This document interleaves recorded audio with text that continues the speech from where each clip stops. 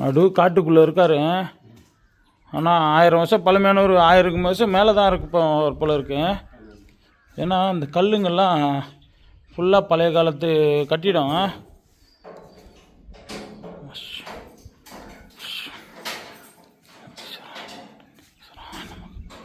நந்தீஸ்வராய நமக நந்தீஸ்வரா.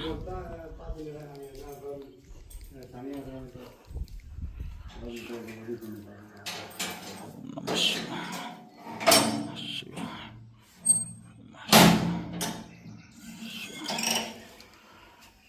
இறைவா, என் தலைவா, என்னை ஆட்கொண்டவரே.